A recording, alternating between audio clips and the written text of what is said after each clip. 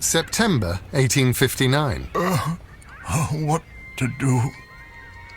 The man looking in the mirror in this flea pit San Francisco hotel room is balding, with sad eyes and mutton chop whiskers.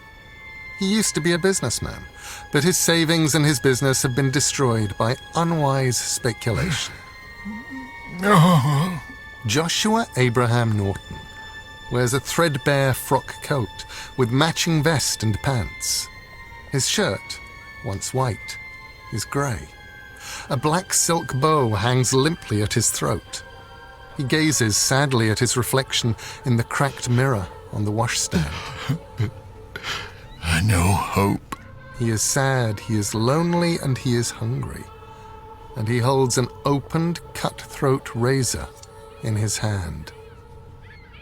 Well, Joshua, what are you going to do now? Sitting cross-legged on Norton's bed, watching him, is Despair of the Endless. Suicide? You would not be the first failed businessman to take that route. 10 years ago, you were a rich man, rich and happy. And now? Now, you're nothing, Joshua. Despair is naked, her black hair pulled up into a topknot. Her face is wide, flat and blank. Her teeth are small, sharp things that protrude from her lower jaw even when her mouth is shut. She stares at Norton, who has no idea that she is here. I am nothing. Nothing, did I say? No, not nothing. You have potential, Joshua. Potential for despair. Perhaps for more than that. Despair wears a ring with a fishhook set into it. She holds it up to her face, staring at the hook. My brother, I do not stand in my gallery. Neither do I hold your sigil in my hand. But I call on you. Dream. Come to your sister. As if to seal some compact, she draws the hook of the ring across her chest, leaving a line of blood which drips down her heavy breasts. Come. Come to despair.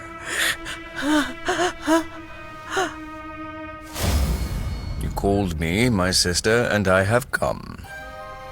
The Sandman, Act 2, Episode 11, 3 Septembers and a January.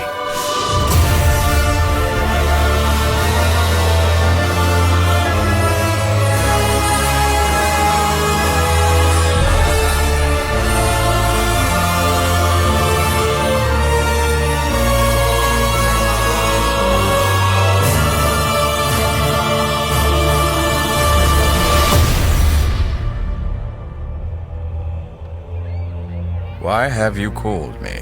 I have a challenge for you, my brother Dream. A simple challenge. Morpheus wears a black suit which could have belonged to a romantic poet of 40 years before, a Byron or a Shelley. There is a pouch of sand at his belt, and his face is chalk white, his long hair black, and the only color in his ensemble is the ruby on a pin in his lapel. Despair sits heavily on Norton's little bed, her chest bloody. Norton stands, lost, in front of the grimy mirror. He has no idea they are there. He cannot see or hear either of them. What to do? This man, Joshua, has entered my domain. He is in despair. His life has fallen apart. He sits in this little room contemplating death. But he lacks the courage even for that. Life has hurt him. what can you do with your little dreams to redeem him? I do not play your games, Despair. I will take no part in this. You will not, or you cannot. The challenge is not just mine. Desire and Delirium will stand with me on this. No. I see. You think yourself better than your family, Dream. It is no wonder our brother turned his back on us. You did not care about him. You do not care about us. If you did, he would not have left us. Oh, very well. Morpheus reaches into the pouch. As Norton stares, transfixed by the razor blade, Dream blows a handful of dust over him.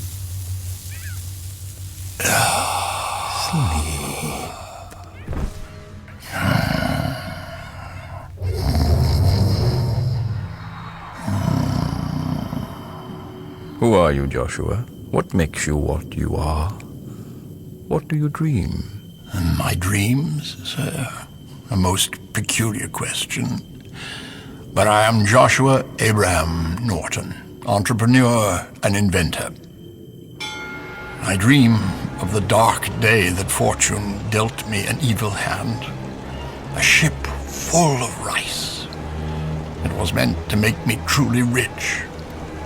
Instead, it wiped me out. I dream of that. Sometimes I dream that I'm still respected, still a man of worth. But then I wake. Sometimes when I sleep, I am a boy in Africa, once more, dreaming of the new world where I shall make my fortune. But I came to America, the land of possibilities. It is also a land of chaos and confusion, a country without a king. A country without a king. Brother, what are you doing? I am walking with Joshua Norton in dreams. I'm trying to understand him. Dreams. What are dreams? Dreams are nothing, my brother. Dreams are nothing, sister? Without dreams, there could be no despair. But there's nowhere to go anymore. Nothing to dream. Can you really keep him from my realm, from all our realms, before our oldest sister comes for him? Death? That's the challenge, brother. Already I have my hook in his heart. And what is there to understand? He's mortal. He's nothing. No. I don't have anything. Then I will give you a dream, Joshua. I don't have anything. Hello? Then I will give you a dream, Joshua. Mr. Norton? Have you got company with you? I thought I heard folks talking. Mr. Norton? No, Mrs. Rutledge, I'm alone. But I must request silence, if you please. I am drafting a proclamation. Oh, well, that's all right, then. I'll need my hat and coat. What did you say, Mr. Norton? A proclamation, Mrs. Rutledge. Now, I must hurry. I'm afraid I'm taking it to the newspaper offices. The Evening Bulletin would be best, I think. A newspaper? Yes. Oh, dear. 20 minutes later, at the offices of the San Francisco Evening Bulletin. And a good day to you, sir. Why, good day, madam. And to you, small child. Good Lord. Fitch, was that a story? Yes, sir. Strangest fellow just walked in with the most peculiar claim. And who was he? I've never seen him before, but he looked perfectly normal to me, perfectly polite, just gave me his letter and left. But, well, read it for yourself. Oh, very well. At the peremptory request of a large number of the citizens of these United States, I, Joshua Norton, formerly of Algoa Bay, Cape of Good Hope, and for the past 9 years and 10 months of San Francisco, California, declare and proclaim myself Emperor of these United States, and in virtue of the authority in me vested, do hereby order and direct the representatives of the different states of the Union to assemble in the musical hall of this city on the first day of February next, to make such alterations in the existing laws of the Union as may ameliorate the evils under which this country is laboring. And it's signed Norton First, Emperor of the United States. Seem normal, you say, Fitch? I must confess myself surprised.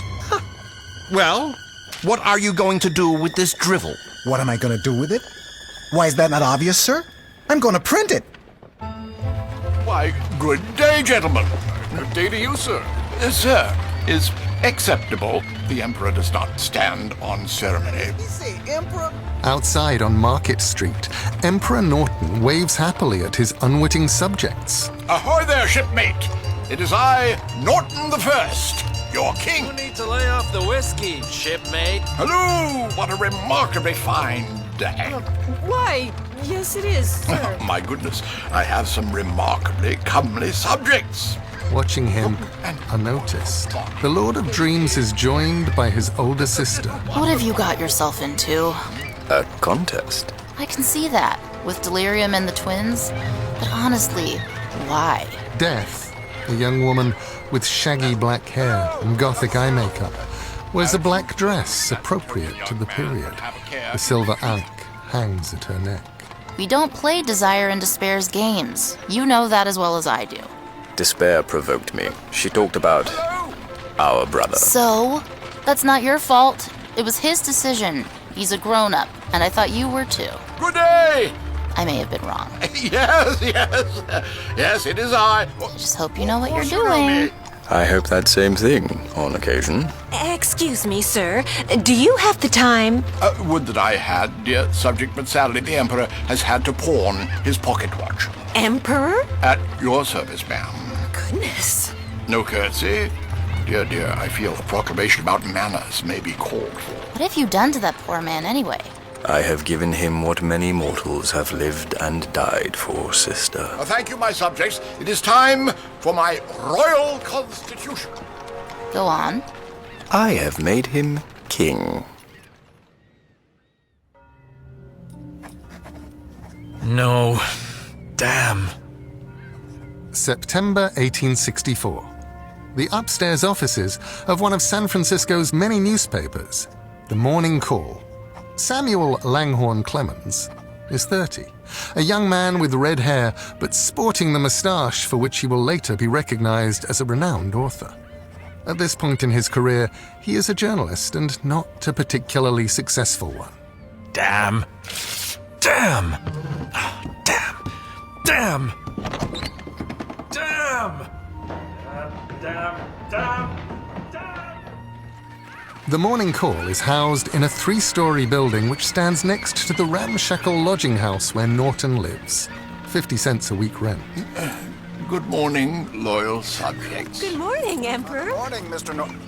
Your Honor. Emperor Norton himself is terribly thin, leaning on a knobby cane.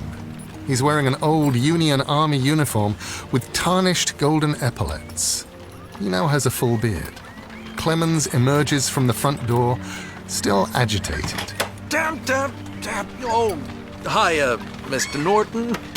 How's it going? Not Mr. Norton, Sam. I really shouldn't have to remind you. The correct form of address is Your Majesty.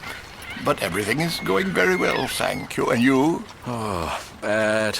Real bad. I ought to be able to make the story work, but it keeps slipping away from me. Hey, Emperor. Where's your harem?